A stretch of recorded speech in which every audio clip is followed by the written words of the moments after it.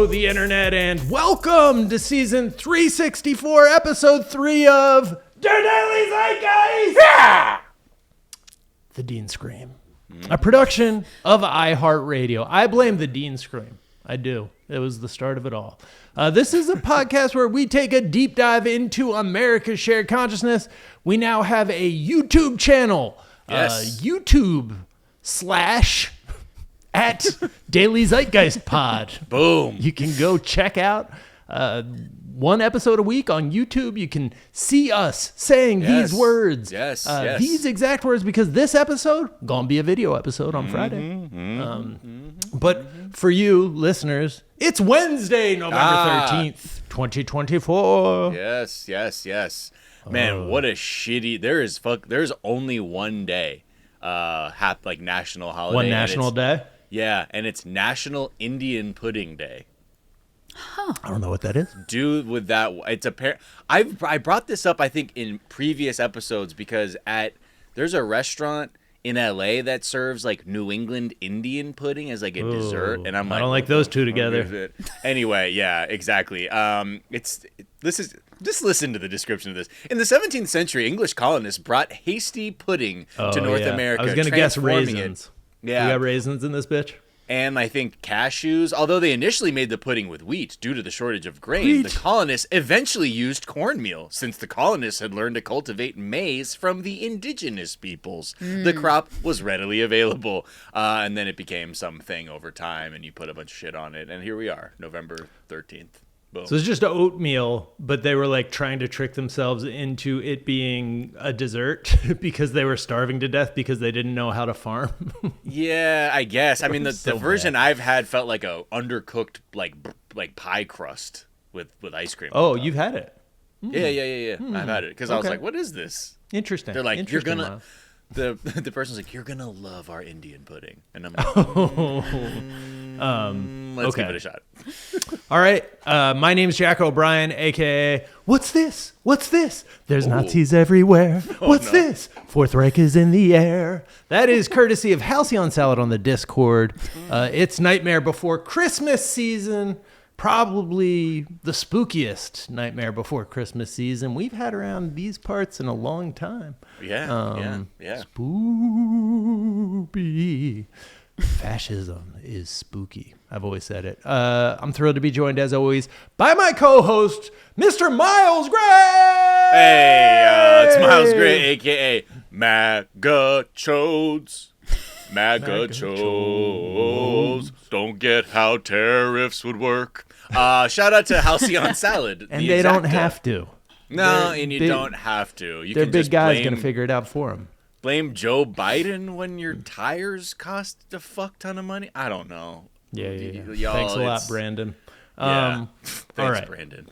Miles, yes. We're thrilled. It's been too long. One of our favorite guests on the Daily Zeitgeist, a poet, a podcaster who you can hear on the American Hysteria podcast, exploring the fantastical thinking and irrational fears of Americans. Huh? That doesn't sound like us. Through the lens of moral panics, urban legends, and conspiracy theories, please welcome the brilliant and talented Chelsea Weber Smith. Chelsea! Boys, I'm so happy to be back. It's been too long. It's wonderful to have you back. I'm so relieved that you're here. It's nice to see a comforting, smiling face on the other side.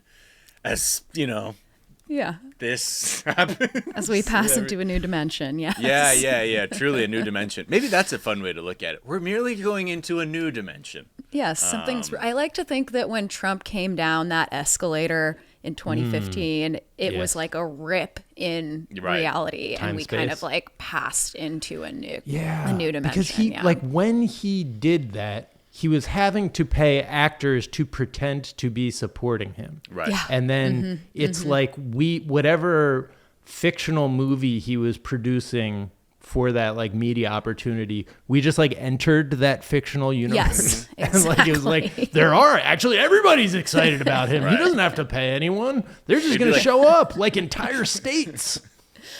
It's just like the tackiest start to that I think world. Blending of reality. It's like one of those transitions in a movie where you're looking at the TV screen and it like pushes in and then it becomes the fucking the reality, and you're like, oh yeah, fuck. Or for him, it's just the Scarface montage where he's making a bunch of money and like having a ton of success, and laughing maniacally into the telephone. Hey, but guys, there's good news. There's an option. It's called fighting. So that's fighting it back. We don't have to all perish. It may be difficult, but that option is on the table. Mike Tyson handle this one for me. Actually, I think he's got this one. I'm gonna sort of use that as like an analogous. I'm just gonna have everything riding on that. If that's very cool. good, very good. Is it true, you guys, healthy. that Jake Paul is gonna fight Mike Tyson? Is that right? Did I make tomorrow that? night? No. Tomorrow night. Okay. Tomorrow? See, No, I'm only like barely in that. Friday night. In 2 nights. I gotta watch hence. that. Ooh. Mike Tyson I gotta find the illegal stream for that. Ooh, yeah. Oh yeah. No, it's you on don't. Netflix. It's gonna be. It's gonna be so bad. He's 58. I can hit the highlights. He's 58. That's so old. That's just put that out of your mind. That's the circus part of the bread and circus is that they were talking about in the fall But the of the Roman circus Empire. is the good part. Of the and like having a Not Magga this guy one. beat up somebody who's way too old. You're right. Like, You're right. We just saw that. take We it don't back. need it's like they're like creating their own political cartoon of ass beating after the like literal ass beating that we just took. Meta. Anyway, no, not we, the mainstream Democratic Party, who can get Not we.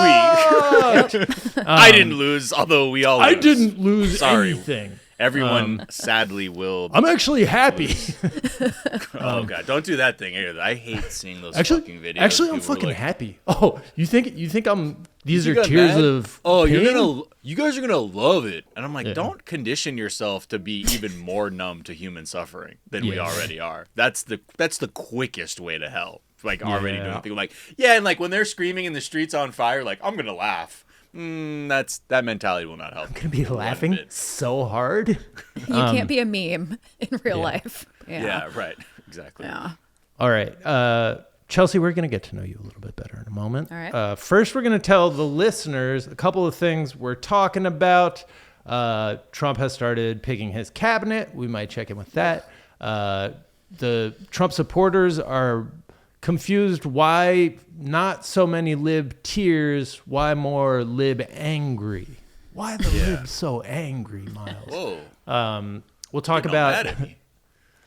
What's that? They said they're getting all mad at me. Like, Why are they mad? I just want to see them Cool. cry. This is just like fun. We're going to talk about the Trump hush money case being paused for a week.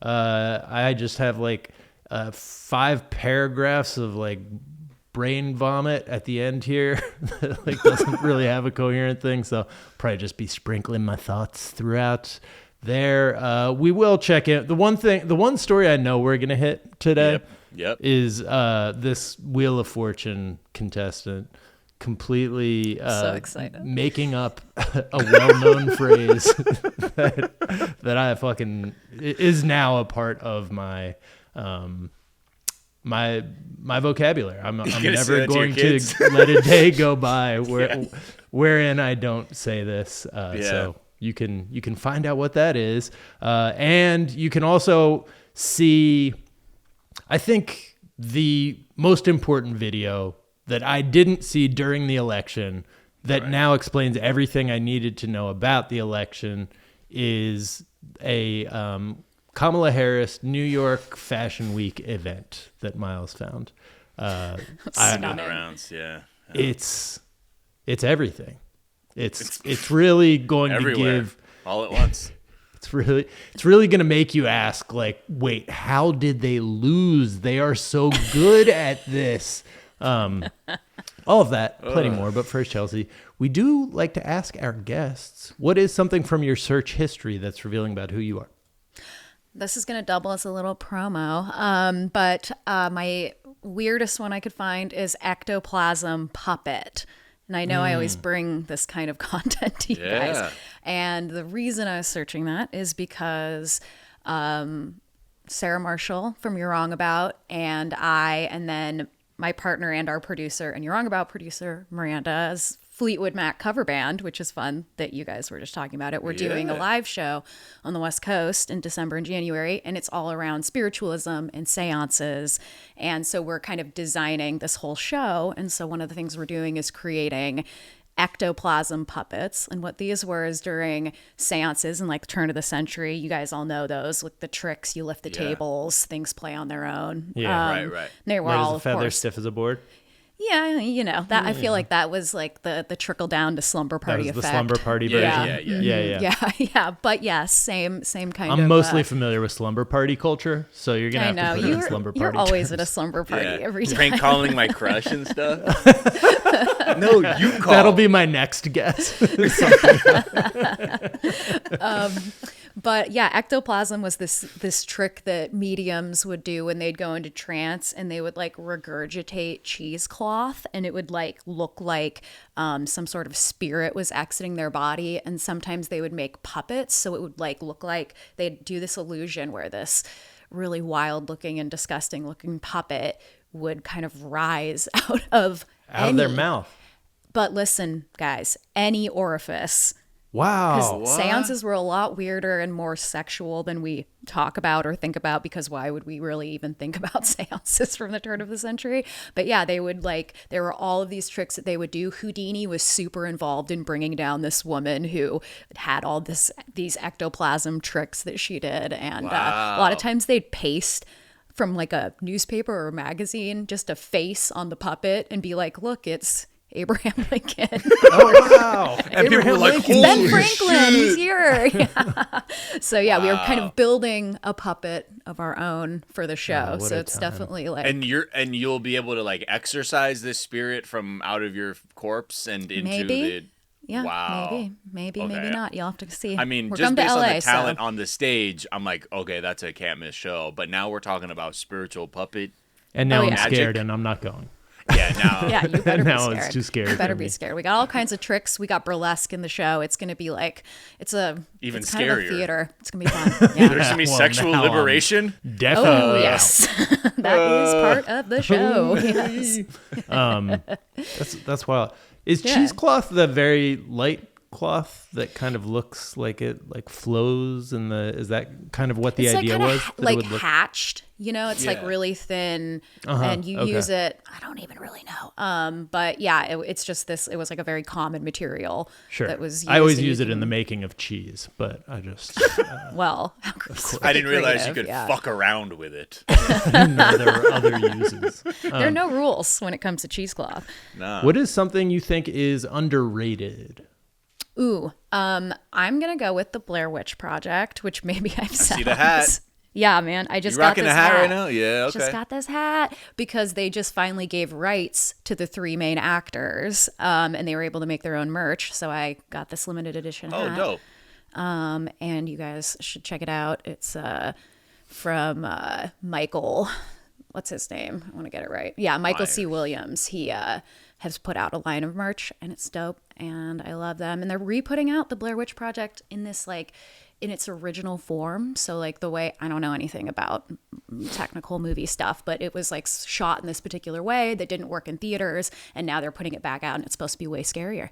Like just because you can see more in the depth that you couldn't see before. So I'm very excited about that because it's one of my most favorite movies. So I thought I'd wrap it today. And people just give Yeah. it shit. And I think it's because Scary Movie really nailed the parody. People just Right. remember the parody. The Of parody right. was what Snot if something coming out. of nose? Yeah. Just like That's pretty so much good. snot. Yeah, it was funny. Doesn't take much. It doesn't take much. Yeah. Low bar for. Yeah. Yeah, that movie, I did not believe it was real, and I was still Brave. freaked out in the theater. Yeah. I walked very quickly to my car after that one. Because that last shot was so confounding. You're like, Yeah, what the last shot fuck? was like no single shot has ever been more important to the guy facing the corner for people who aren't Yeah. familiar. Spoiler alert! Sorry. Okay. Sorry. Man Okay, faces corner. actually, I should. So, spoiler alert. The the shot hell are we're you doing? referring to, the guy. It's a 25-year-old movie. Still, I don't want to. For people who didn't catch it the first time around, who weren't Yeah, alive that's the true. first time it came out. also true, also It true. like part of what is affecting about it is that you don't know what's going to happen, and Yeah, you're but filling in the yeah. blanks with your mind, which is what There's I think. that one shot. The whole movie, I think, rests on that. Up to that point, I was like, I don't really get what's so scary. And then that shot, I was like, I never want to be alone in a room ever again. Right. And I haven't. I just remember my partner, Her Majesty, she went to, like, she's from Maryland, and she's like, yeah, that well, I know about stuff in Maryland. And I was like, wait, that's real? And I'm like, Blair, like Montgomery Blair? Like there's a high school called Blair High School, and I was like, is the fucking mascot the Blair Witch? And it's like, no. But like, I just remember being so Blair Witch brain that I would hear Blair in Maryland and be like, and just think, Steve Francis, the Blair legendary, Underwood, the legendary Maryland Terp basketball player Steve Francis went to Blair High School in Maryland. That explains a lot. You can go to Burkittsville. You can go to Burkittsville, which is the town. It's a real town. And I did go there, and I went to all the little places that are in the movie. It was quaint, great. nice place. Yeah, Freaky, great place. haunted? I'm sure they resent people like me going there. But, I try to keep a low profile. Yeah, they're like, hey, they spend money, though, Yeah. So I don't think I bought anything. Yeah. Oh. You're just like looking, you're like, and go. Yeah. Just taking a little picture with the sign. Yeah. Yep. Yeah. Did you guys ever have a spooky wood by your home? A spooky wood that you explored as a? Oh yeah. I had a spooky wood behind my across the street neighbor's house in Dayton, Ohio, and there would just like randomly be like these like tomahawk or like these like drums that like sounded, I don't know, like mysterious drums that would just like sound in the woods every once in a while, and I didn't know where they were coming from. It wasn't like freaked me out. Some like Genesis cover band. No, it wasn't. Yeah, it wasn't like a drum kit in someone's in someone's garage. Sounds like a drum circle. Yeah, it could have been a Remember drum those? circle before I knew what that was. Yeah. But anyway, I did not have we had the LA River. Yeah, you had the LA River where you went and hung out with.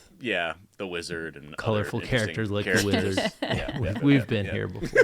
That's my woods. What's something you think is overrated? Ooh, I wrote down a little. Here, I'll just read you this little line.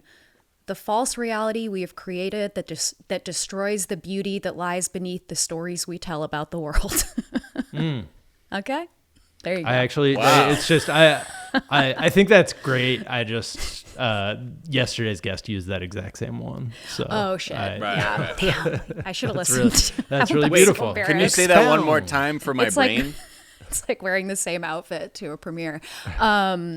Just, the day after the election, the only thing I could do was go to the woods and like just try to, and I'm not really like, I'm not a hippie, but I like touched the earth and just said like, remember that like everything is bullshit. Every single fucking thing is bullshit, but you can like find those moments where you are like of what I think is like the true world, and it feels really nice, and then it goes away, and you only get it for like 1 second. Right. And then the clouds some return. Assholes like you return rolling coal to this. in their truck. Yeah. But I think it's a good reminder just to I mean, it's like a long way to say touch grass, I guess.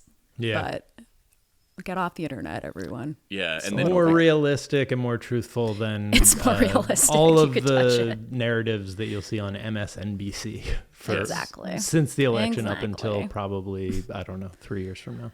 Yes, and now we can be unburdened by what has been. And, and what has come before.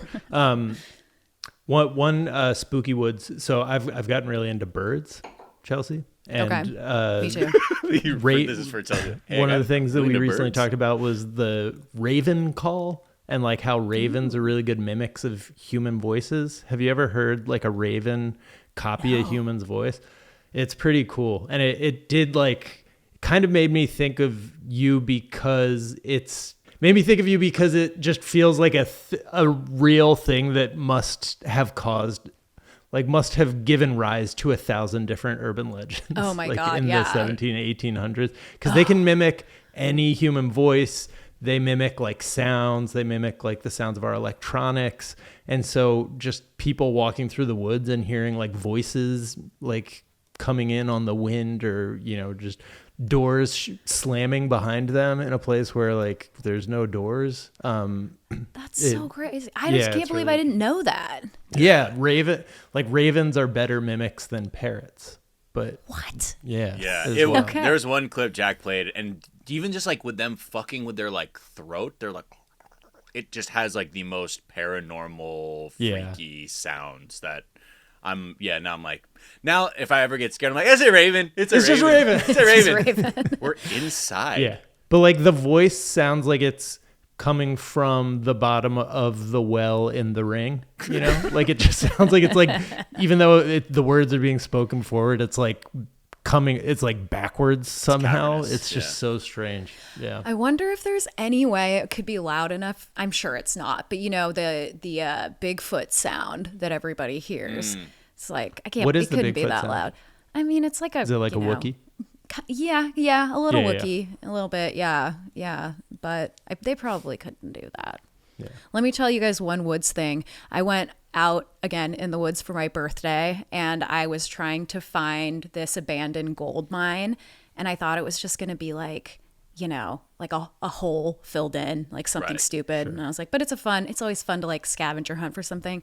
Full-blown gold mine, went so deep I couldn't keep going because I was alone, and I was like, my family will kill me if they know I go deep into this mine. There are people who love me. Yeah, I can't go, but I couldn't see the end of it, and I'm going to go back with a group of people and really Do you have to like worry about the structural integrity of like an old mine? Because look, I love to go places I'm not allowed either, but like my first thought is like, what if this shit collapses on me? Yeah. And this is the questions you get on our podcast because Miles and I are both parents now. Yeah. So aren't you worried? That's true. Thanks for parenting love me. that. The mystery there. So I love it. I see it. I love the curiosity. I love that you're an explorer. Yeah. There's a story where a person got wedged in, like they were trying to crawl down through a cave and like got stuck there, and like the authorities were notified, and they're like, there's nothing we can do. Like they're just there now forever. Wow. No, I won't go into like a crevice of any kind. I'm going to stay in the anything where tunnel. Humans have been before. Yes. Right. Chester Copperpot. Chester Copperpot. Little Goonies reference for all the kids. Let's take a quick break. 45-year-old kids. Yeah. And we'll come back and talk about some news. We'll be right back.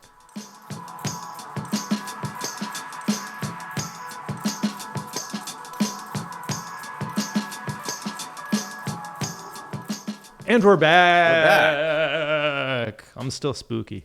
I can't get the spookiness out. Deal with it however you got to. Out of my deal, motherfuckers. I'm still feeling spooky. Okay, it's a bad world. So this is a trend that I've noticed is people being like, why is everybody? I feel like this was happening before, but they. Oh yeah, but it's a fresh round of Magga victimhood. Yeah, I think they really had built up in their mind that they were going to actually get to drink our liberal tears out of their liberal tear coffee mugs. Yeah. That there would be like eye milking stations for you to just put your mug under and be like, beep, beep, beep, beep, beep. And you're like, great, fantastic, moving on. But yeah, I think people are more angry than anything right now. Well, yeah, obviously I think the 2016 was absolutely just a shock because it completely went against all accepted wisdom in terms of how campaigns or politics worked. This time, people knew what was at stake and were just like, oh, okay, so we're truly like this white supremacist, capitalist patriarchy that just will... They're like, what are the options? First of all, hold on, you say black? No. So what are my other options? Okay, I'm fine with this other stuff. But yeah, like I'm sure all of us, we've read articles, seen TikToks, seen anecdotes on social media about how people have cut off Trump voting family members this election, especially like you have stuff where there's like the grandmother's like, why won't you come to Thanksgiving? It's like your grandchildren are gay. Do you understand what you are doing? And they're like, but that's not why I voted for him. And you're like, you mother, you don't, what? And you see these like really frustrating exchanges happen, and they're all being posted everywhere. But they're like, we're also seeing things like searches for divorce have gone up. Searches about child support have increased. Like how much could I owe child support? And I'm not saying there's a tidal wave of divorces like on the horizon or anything, but it's clear that as people have made their political choices clear, there's certainly been a lot of soul searching. And I think a lot of conservatives, there's like a lot less celebrating from conservatives, I think, because the reaction has been so angry and been like, this place is fucking cooked. It's not like, I'm so afraid of Trump. It's like, this, holy shit, dude, this thing is cooked fully. And they thought it was going to be like the crying, like, liberal meme from, 2016 outside like a Trump protest. And they just seem to be totally caught off guard that people are just telling them. Their response is like, hey, Trump won. And it's like, yeah, good. I hope you get a front row seat to all the bullshit that's going to inevitably hit everyone. They're like, huh. Whoa. Right. And I think because, a lot of the true MAGA supporters, all they know is like the sadistic pursuit of inflicting pain on your political rivals. That's it. They know nothing of actual governance. Fun. The whole thing is pain. And now when people don't offer up the face water and instead they're just like saying stuff like, yeah, do you know what the fuck you've done? Now they're like confused and doing stuff like searching tariffs or, what is denaturalization. And they're just kind of now acting like a confused dog that has been scolded for like shitting all over the house. So like, no, bad. Yeah. And I think, it's just interesting to see this sort of energetic exchange happen, because I think it really does reveal that this was purely about being like, yeah, man, but like, let's get Trump a win just to see how shit goes for everyone else, completely ignoring the fact that everyone is in the same boat. Well, most of it, aside from like the top 1%, are in the same boat here. Yeah, there was definitely, I think, added to that fuck the system. Like, haha, look at the triggered mainstream media, look at the triggered libs. Like, whenever Trump says something that makes people, like, laugh and point, and, he's kind of quiet right now. And it does feel, and the mainstream media has just gone into a mode where they're like, we were wrong, we're sorry, we actually think he's smart now. And so, yeah, I feel like they don't quite know what to do with it until he starts fucking shit up again. But right, till the pain is really tangible. In that way. What a weird thing to go through your life just being like, oh, I hope I see someone fucking cry today. Right. I just desire that so much. It's just such a, like, it must feel really bad to be in that body of like a person that is just hoping for tears every day. Like 100%. Fuck, if your like life force is restored by watching others suffer, like purely for like the sport of it, like we're just in such a bad way already. We're in like, a bad in terms way. Of how our society is working and where empathy goes or just doesn't even come up at all. Jesse Waters on his show admitted that his Trump support has also affected him too. And this is him on his show on not Monday. Jesse. Yeah. Oh, not Jesse. Yep, people are taking some space in the Waters household. I'll have you know that I was not invited to my mother's house for Thanksgiving. Apparently, there wasn't enough room. She said it was a scheduling situation, and then at the last second invited me to come over on Black Friday. All right. Well, at least you got that, At least you got that. He'll be at Best Buy. Will you? That's cool that he gets to like go on and like say the insult he wished he had thought of to his mother. Yeah. About his mom. And then I told my mom, like, actually, you know what? Fuck you, Mom. Like, that's thanks for nothing giving. I'll be at Best Buy buying a Nintendo Switch, like maybe 2 of them, Mom. I don't even care. That's what I'm going to do. I'm going to buy an iPad. Fuck you. Yeah, I mean, I think it's, again, so many conservatives just clearly thought that their consequences of electing Trump were merely that just saying Trump won and not, again, the raft of policies that this brings. And it's just a very, I don't know. I mean, like, I guess, like, a part of me has always wondered, like, what is it going to take for most American people to understand, like, shit is bad and it needs to change. And like, whatever insulation you think is protecting you is very tenuous. It is not going to hold forever. And part of me is like, I think just like anything, especially American people, it's like, we don't know until we've fully just fucking burned ourselves on the fucking fire that we're like, oh, the fire's bad. Everybody said the fire's bad. I'm like, I don't know, man. My dad, he's a fire guy, so I thought I could touch it, and now I'm burned. That maybe that, like, I don't know, like, and it's just also fucked up to think that, like, well, I guess maybe if enough of us suffer that we can move past it. But I think that's what also makes me a little bit weary when you see people gloating over the fact that people are about to suffer for the ill-informed decisions or fully informed decisions they've made, because that is just fully, like, when all bets are off like that, that's truly when the system won't change at all, and people are going to just fully go to their corners and be like, well, if I have to kind of change my beliefs in this way to protect myself from that, as long as I'm not those fuckers getting completely beat down, then I'm fine. It's it's a very, very I don't know, very delicate balance that we have right now. And I totally get why people are fucking so angry, because so many people have been talking. But again, I think this also speaks to the kinds of, like, who watches the news, who doesn't. And just because it's being said over and over on MSNBC or maybe 60% of the time on CNN or something like that, that doesn't mean everyone is hearing that message either. But I get the anger that because this is going to bring so much suffering to many people, that you want to be able to sort of singularly be like, yeah, well, fuck you, and it's going to be all you, or it's all going to be the people who decided to vote in solidarity with Palestinian people, or it's all the fault of people who just felt that trans rights were actual human rights and those kinds of things. It completely ignores, like, the real, the damage that has already been done that we're not continuing to acknowledge. So I don't know. It's just precarious at the moment, and I hope that we're able to sort of fully understand that, like, the options aren't going to be let's point and laugh, but we actually are going to have to, like, resist in a way, and not the 2016 way of resisting, like, truly not count on the mainstream media to be, like, such a big part of it, because they are badly weakened and also seem to be very easy to knock off the message and just be like, wait, what? Oh, I guess he's right.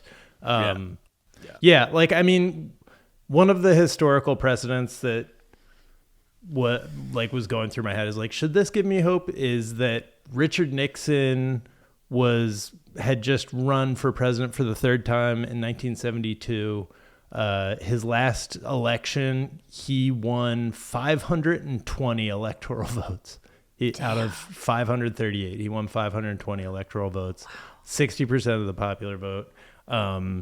Like, just an all-time, like, destruction. He was running on, like, a racist message. Like, back then he called it the silent majority, but it was just, very racist messaging.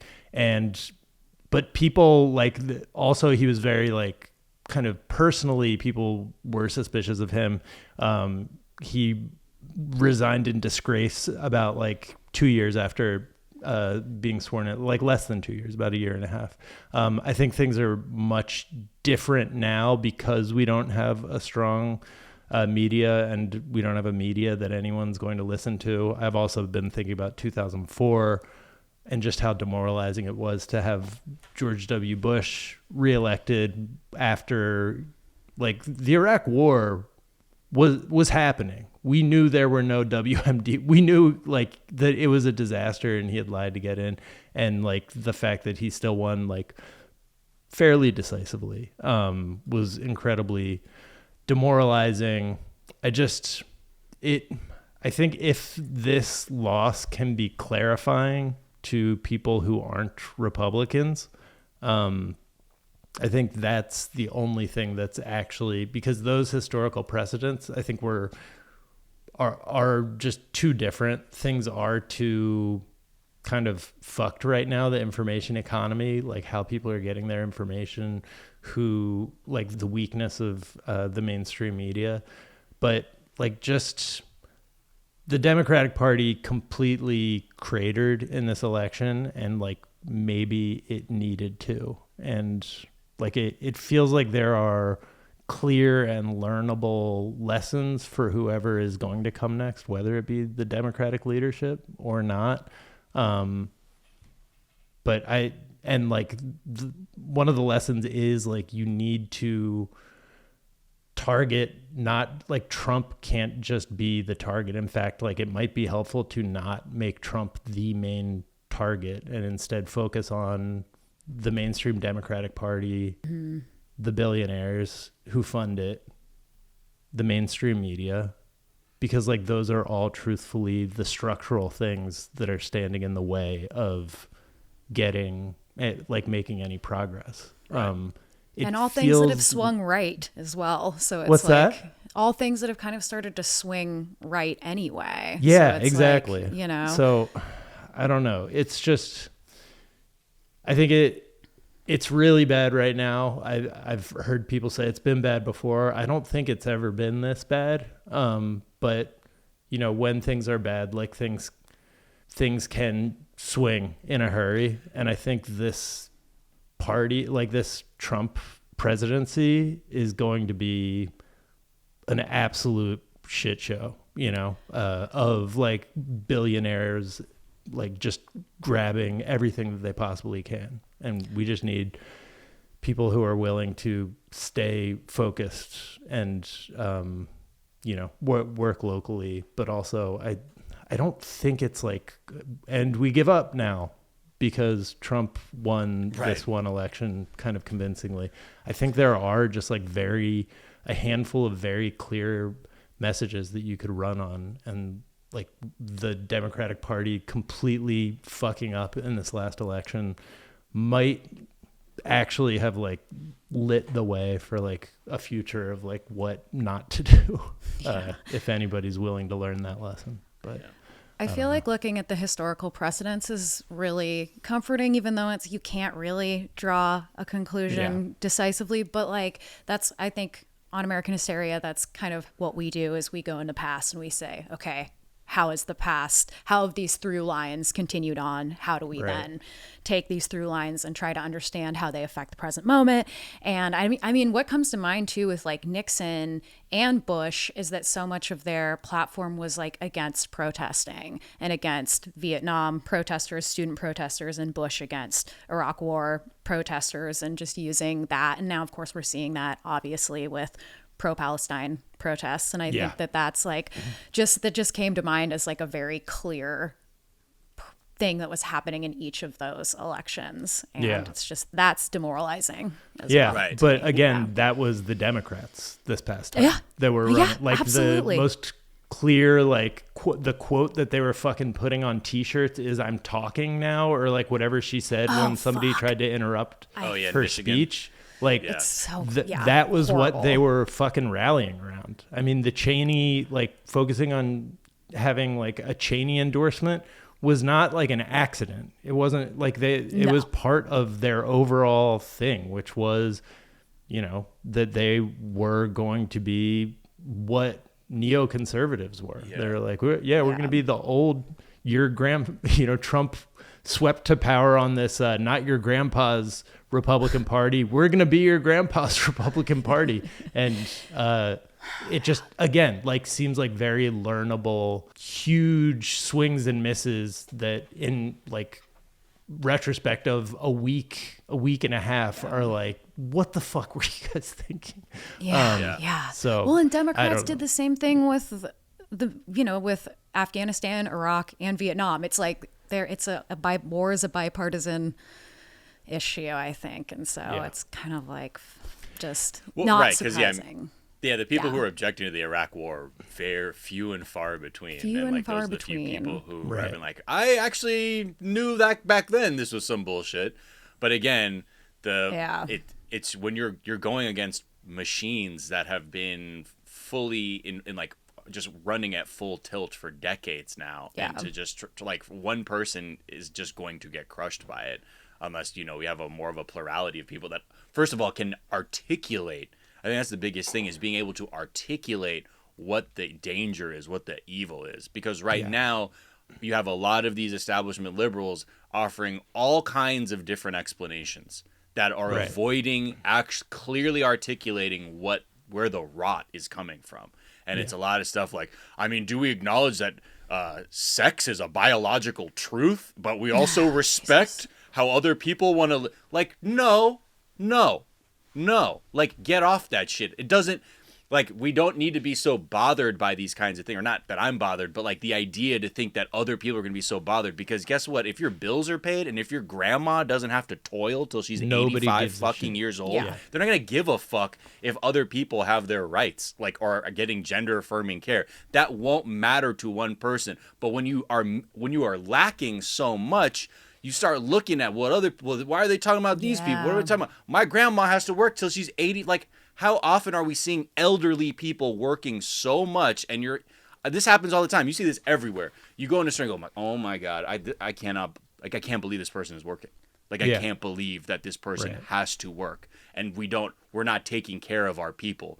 These are the things that people see and reinforce these ideas that there's something has to change. But if you're coming in and, because in this vacuum, because clearly the party's on its knees, you have these people trying to either prop up the same neoliberal nonsense that doesn't get to the heart of the matter, or trying to dismiss people who are actually clearly trying to articulate it, because that's truly going to upset the balance of power in terms of what is the quote unquote like left or whatever you want to describe this. And that's kind of the stage we're at, because you have like the Matthew Iglesiases of the world who are like these reporters who are all in on this centrist shit, and they're like, behold my new manifesto. That's like so broad, but still filled with these things, like still kind of like, you know, bowing to the things that irk conservatives. And they're trying to thread the needle without properly getting like to the heart of the matter. Because so much of the stuff is about like, we need to have like a better social safety net. But not one of these points says that we need to tax the fuck out of the wealthy. Right. Like, exactly. That's fine. That's fine as an idea. But if we don't actually buy in on how we get there, then that shit is just words. Yeah, it needs to be, you need to have a villain. You need to, that's what I'm saying. Like the thing that, like the first villain that Trump like killed, and I think it's the base that his entire movement is built on, was the mainstream Republican Party as it existed in 2016. He talked shit about Cheney. He talked shit about Bush. He went against the mainstream Republican orthodoxy, and, you know, then from there was able to build his movement. Like the Democrats' brand right now is to change what they say based on what they think is going to be popular. Like that is what their brand is. Somebody needs to come forward and say that and fucking attack, and be the person who is opposing Trump, who is built on like, you know, tearing the Democratic Party as it exists to the ground. They changed their position on whether racism is bad. They changed their position on whether immigration is bad. Like based on what they think people are going to think about that.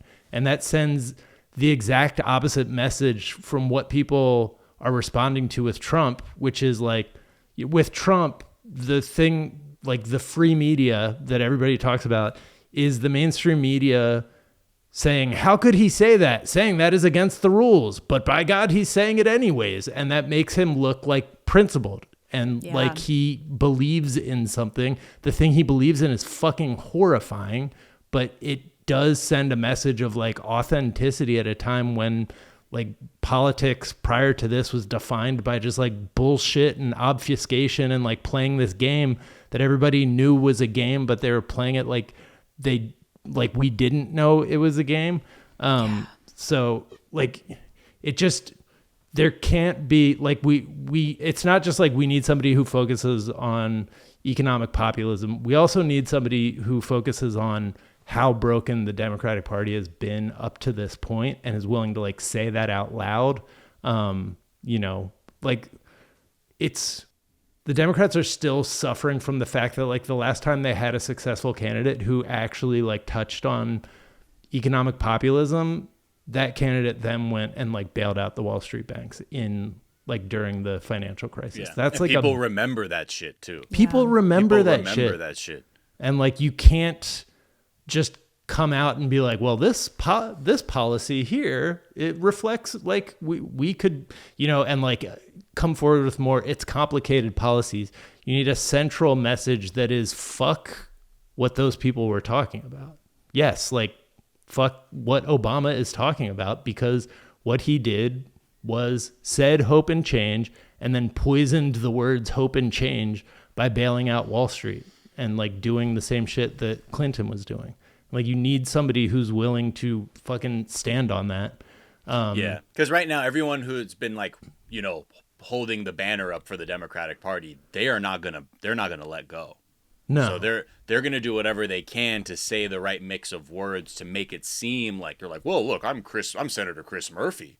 And, right. You know, like I do get what's happening, and I'm gonna say I get what's happening, but it's like, no, motherfucker, you are a fucking ghoul. You are also a creature of this political machinery that operates in DC, and you've done it faithfully.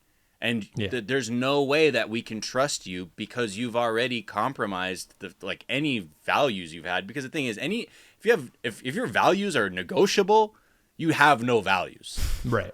That's plain and simple. If they're negotiable, you have none. You have none. And because anyway, so I think I'm looking forward to whatever this fight is going to be within the Democratic Party, because it will be because that's also going to say a lot about what our future, like what our stakes are for the future. But if it's someone coming with that weak ass shit again, it's like, oh boy. Yeah. And if someone something can that even I find myself through. wanting to say, like, Democrats tried with Bernie, they wouldn't let Bernie win. Yeah. That was a start, but like, it's like we need to do better. We need to learn from that and move forward. Like, it can't just be, and that's the end. Sorry, Chelsea, go ahead. No, I was just gonna say, it's like, I love all of this, and I just don't know how anyone breaks through the brick wall of the Democratic Party to actually run. Yeah. Right. It's assuming that, and let's hope maybe that's 4 years of whatever we're gonna try to figure out. At this point, it's like you just have to outright be like, I'm not gonna fucking buy whatever the fuck you put in front of me. I don't give a fuck what it says. If it's coming from the same fucking place, I don't give a no. Yeah. I think it needs to come from outside. Like I do. And I know it seems unlikely at this time, but so did the strength of the Sanders campaign. So did the strength of the Trump campaign. Like, people, like the system, the people are like begging for this message, and it might be that the Democratic Party is not going to be willing to deliver it, but somebody needs to. And it has to be someone younger. I mean, like, Bernie definitely helped crack the door open, but at the same time, he also did the thing that people do on Capitol Hill, which is like, let me duck low real quick. Like, what's Biden doing? Okay, I'm not going to really speak up too much. Okay. Oh, y'all took an L. Oh, I got something to say now. Like, that is just how shit moves in DC. Yeah. But at the same time, I think that the other disconnect really comes generationally, where it's like people need to really understand what people have been through and seen, and what their prospects look like on the horizon, rather than octogenarians who are like, I don't know, motherfucker, I'm probably gonna die in 5 years anyway, so like, whatever. That doesn't help. Yeah. I mean, part of the thing that is making me, like, giving me not even a glimmer of hope, like a shard, like a little, like a sparkle, a single sparkle, a single sparkle of hope, is how weak the Democratic Party is right now, and how definitive and clarifying this loss could be to people if, like, the messaging just starts coming consistently. Like, this is what the people are saying. This is what the Democratic Party isn't, as currently constituted, isn't willing to say. And I don't know, hopefully something catches, but we should take a break and come back and make fun of Wheel of Fortune.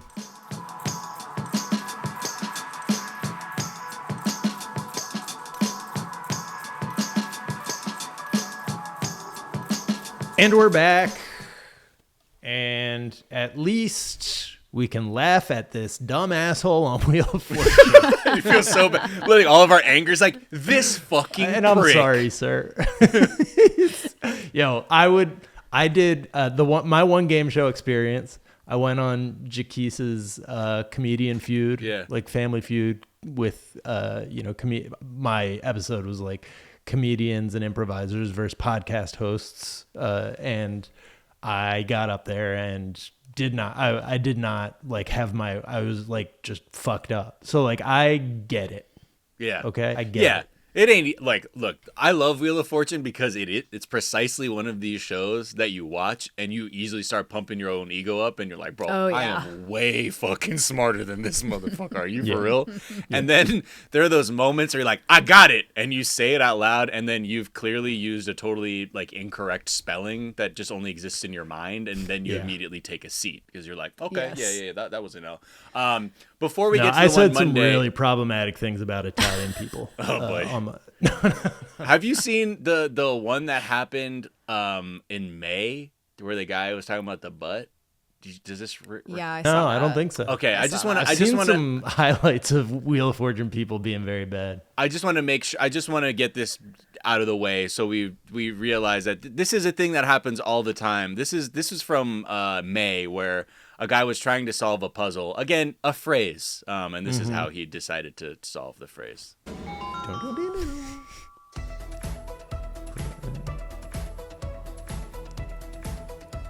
Tavares, right in the butt.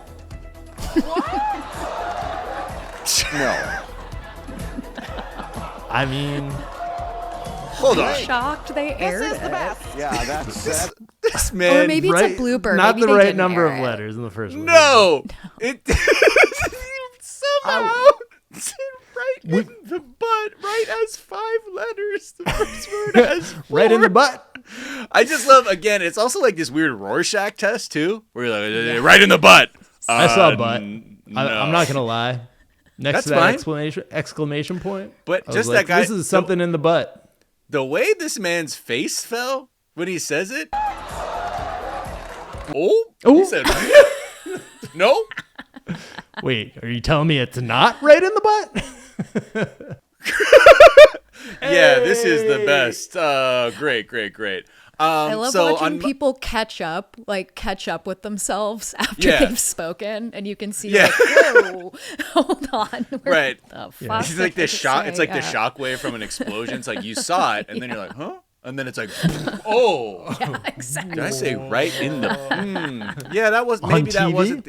I just the Oh, audience this is on was like, TV, right? the audience was like, huh? No. Well, I think the Wheel of Fortune audience does tend to be even older than Jeopardy, right? Like it's the Well, yeah, I mean, look at people Pat who used to Sajak. be able to keep up on Jeopardy, and now they're like, I like my crosswords. Right.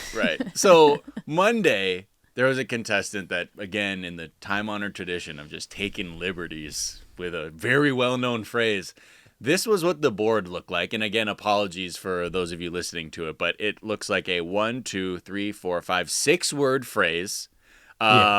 And you're like, okay, I'm starting to maybe figure out what this First could word say. is blank except for the E at the end. Yep. Second word is obviously yourself. Yeah. Next, a round of, and then the next Something one is AUSE ending. So this is how this is how this puzzle was solved on.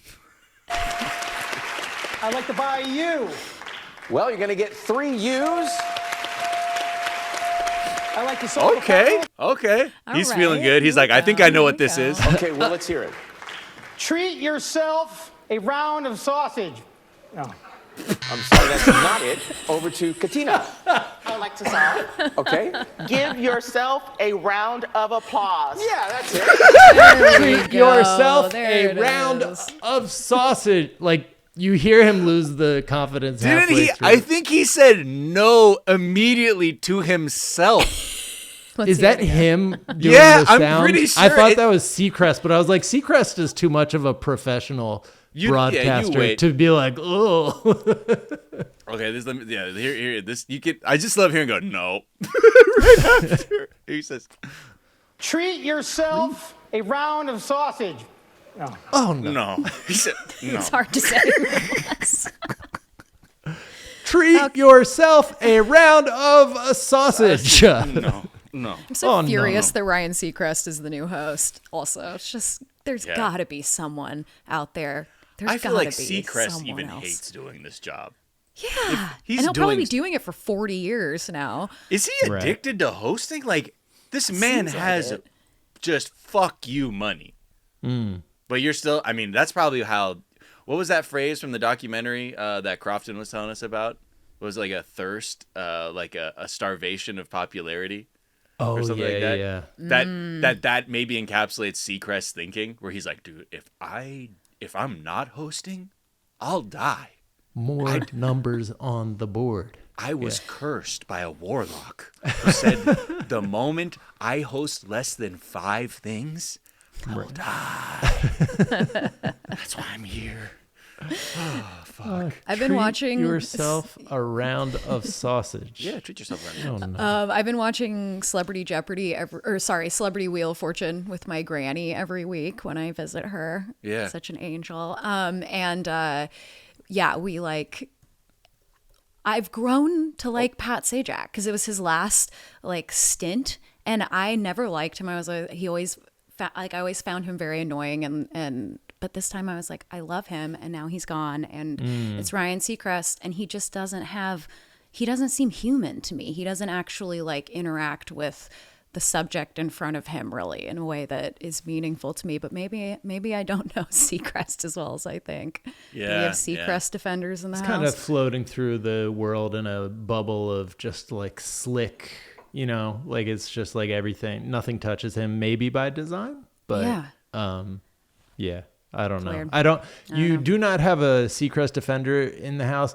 You do have a Pat Sajak hater in the house. I would recommend if the feeling of missing him ever gets too hard, I would recommend just like Googling some of his political tweets. Oh, good. Okay, I didn't know about these. Yeah, if Okay, you ever great, miss him great, too great. much, just be like, I do not what was that endorse guy his about? political I remember anyways. getting so fucking triggered by seeing him in behind home plate in the World Series. God. I'm like, this Magga motherfucker. Yeah. Wow. Okay. All right. I didn't know. Shit. Like, hey. Nor if should you. Like, nor should I. Like, why should you I? think Johnny Carson had good politics? Like, these were just people who, like, we didn't have to think about. I don't know why I went Carson. I'm not 80 years old. Someone lovable. You think Ed McMahon? You think my boy Ed McMahon? Oh, you thought Bob Hope was doing it for the troops? Fucking idiot. He's doing it for the imperialism. I got one more good Wheel of Fortune mistake, and that was a friend of mine whose sister was on Wheel of Fortune, and the puzzle was up. She tried to solve it, and she said salmon and wafers, but it was salmon and capers. Salmon and It's wafers. not a great one, but it is was pretty devastating, and we were all just watching the TV like, no. Oh, just having my Sunday salmon and wafers. Yeah, delicious. I love those salmon cookies, wafers. the ones that are like the little wafers, and then they just filled with salmon in between. Yeah, just thin sliced Delicious. blocks. And you're like, ooh, are these strawberry? What the fuck is Oh, what the fuck? And that's why they're fun. It's like the gum that turns your mouth black. And just... All right. I do want to quickly. So we talked yesterday about how the Harris campaign blew through a bunch of money. This being the video episode, we just have to watch this video briefly of the New York Fashion Week event that the Harris campaign spent.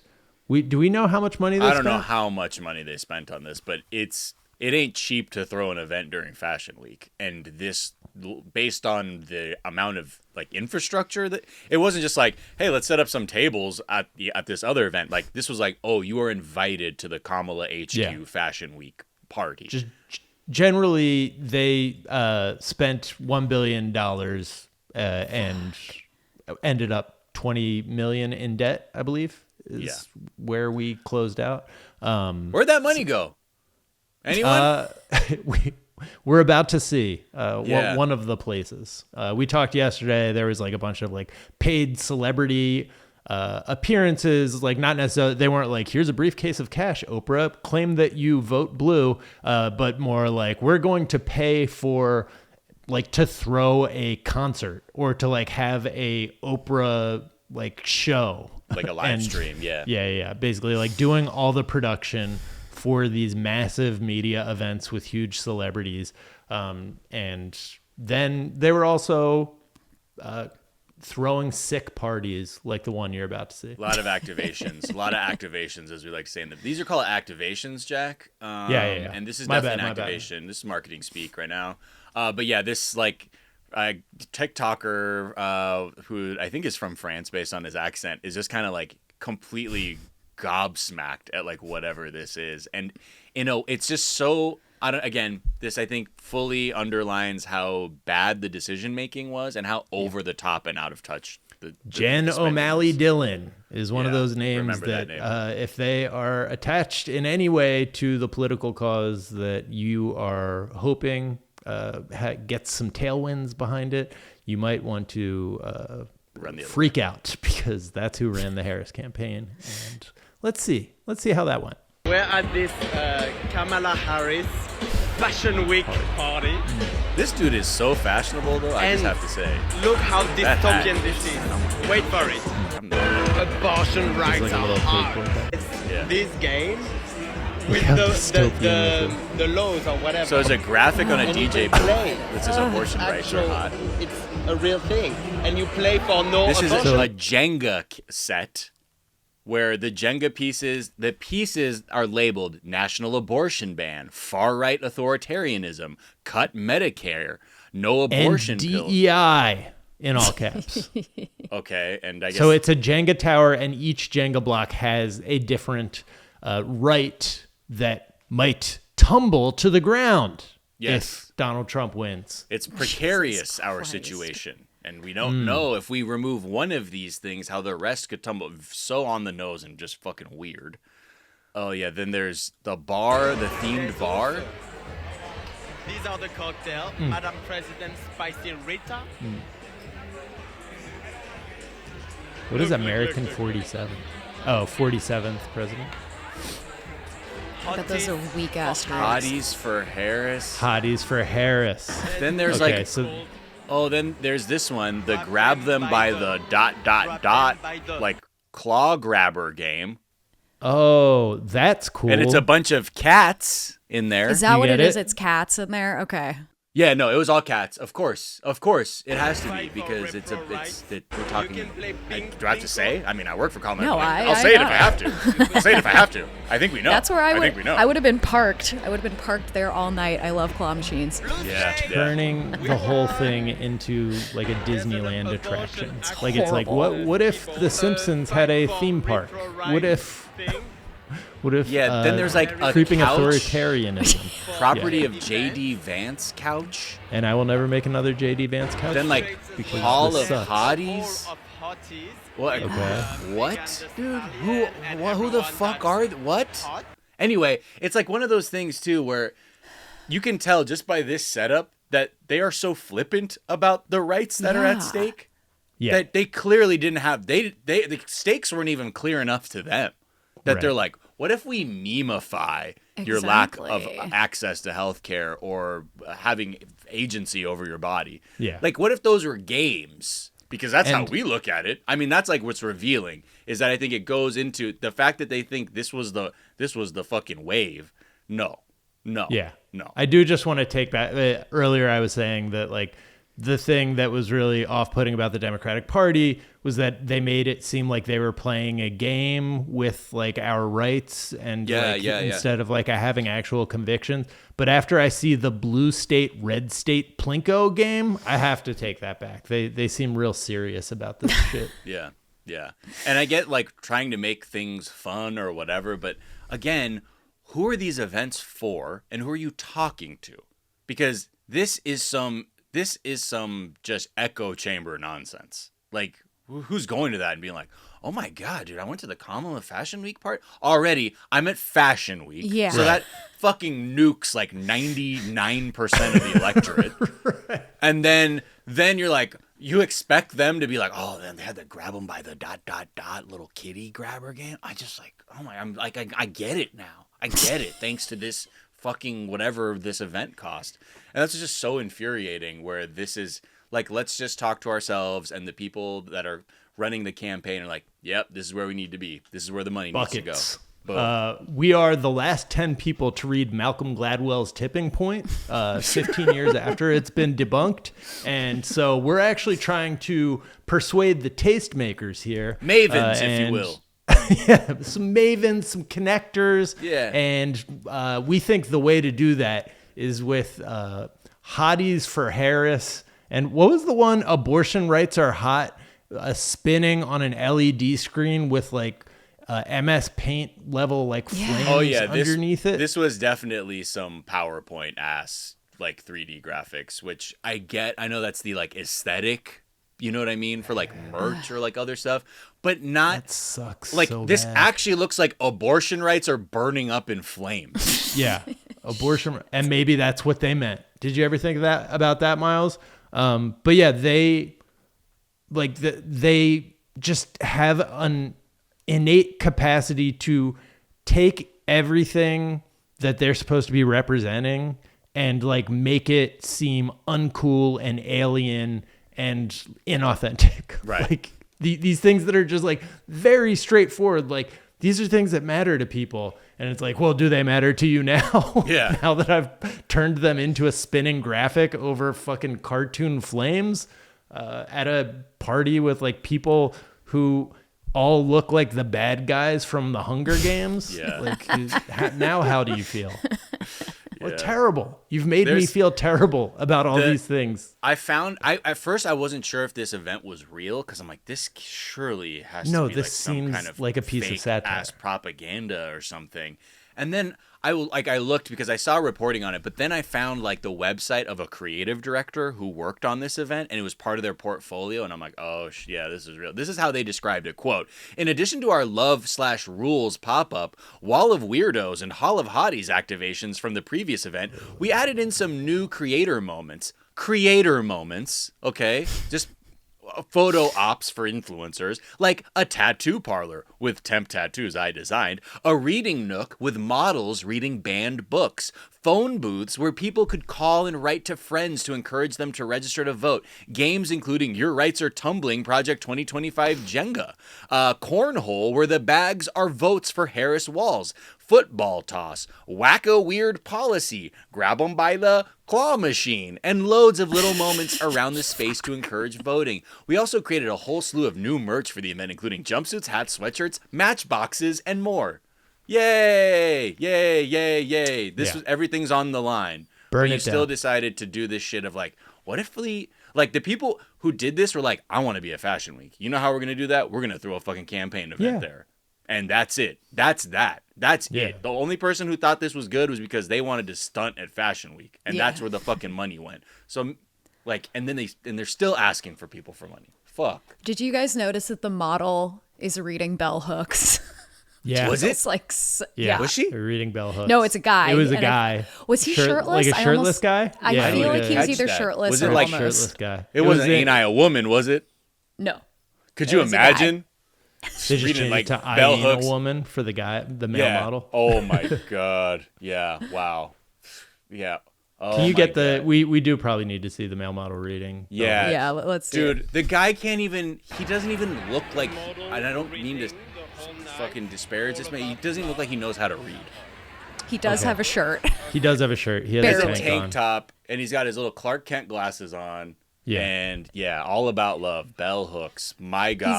He's even got his finger on his chin, like, Because he is an actor. Yes. He is a professional. He knows how to sell. Yeah, and then you ask the model, all right, so what was that book about? I had my phone. Two sort of glass cut out. eyes. Ding, Yeah, dink, dink. I cannot read. The joke's on you. Yeah, I mean, I don't know what to say other than like this is the most illuminating thing about the campaign that I wish we had seen a week and a half ago. Like, this actually looks worse than that Magga fashion show right? we were laughing at. Yeah. You know what I mean? Because it costs Because so much. so much, And you got way worse. Also, shout out to the dude who was singing there. Like, it started DMing me. He's like, I heard you talk about me on your podcast about my performance. I will say the audio was hit you bad. up? Yeah, I was like, Yeah. all right, fam. Good for you, bro. He's definitely like on some like, hey, I'll take the attention, and I'm like, yeah. Right. Nah, I figured. That looked like that was up there with Fat Joe at the World Series as just like uncomfortable performances. Yeah. That you're just like, well, man. hey. But now you got this guy reading bell hooks who probably doesn't, and people. He seems comfy. Yeah. He's not sweating. Chelsea, what a pleasure having you as always on the Daily Zeitgeist. Where can people find you, follow you, all that good stuff? Well, you can listen to American Hysteria anywhere, and I only have Instagram at this point, none of the others, and that is at American Hysteria Podcast. So come and like swipe through our catalog. You'll probably find an episode that interests you. Check it out. Sure. Is there a work of media that you've been enjoying? I've been really liking. I saw every horror. I'm just talking about horror movies as always, but I saw every horror movie that was in theaters this good.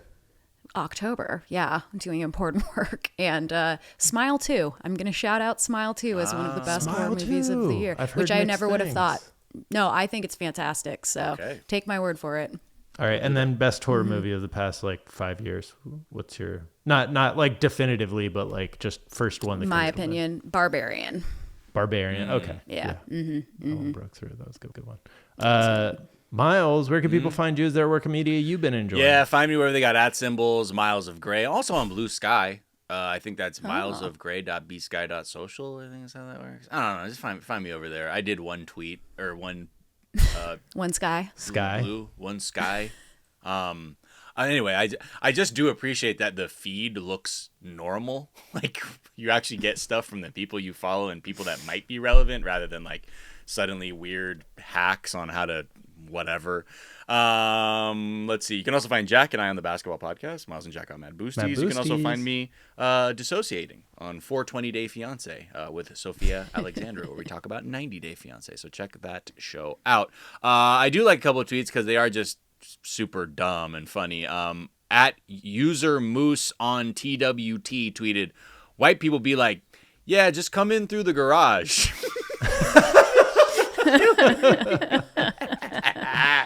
Come in through the garage. Come on. I love that. Hey, it's great. It's different. I love it. I love coming in through the garage. I'm not gonna have my. We're a fucking garage. garage-based people. We like garages so much we fantasize that all the best companies were made in them. Yeah, that's how much we like garages. Truly. Another one is from at Krona Key tweeted, "Fisherman Kendrick Lamar. Me and my rod are trying to get you, you fish. I appreciated that. Let's see.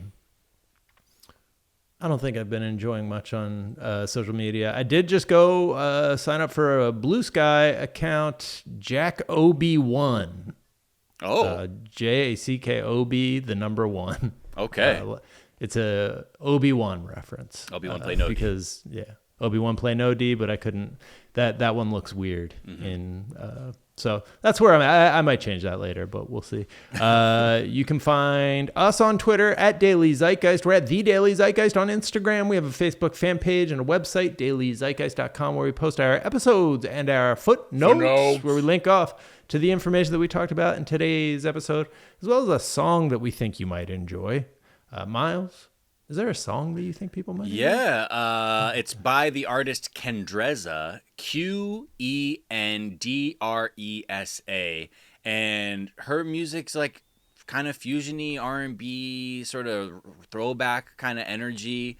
It feels very like 80s R&B kind of stuff. And very like breathy vocals. Again, one of those songs where you hear it and it's like not so modern that it roots you in our world now, but maybe takes you back a couple decades where you can pretend that you're not here right now. So this is Too Much, the number 2, MUCH by Kendreza. All right, we will link off to that in the footnotes. The Daily Zeitgeist is a production of iHeartRadio. For more podcasts from iHeartRadio, visit the iHeartRadio app, Apple Podcasts, or wherever you get your favorite shows. That'll do it for us this morning. Back this afternoon to tell you what's trending, and we will talk to you all then. Bye.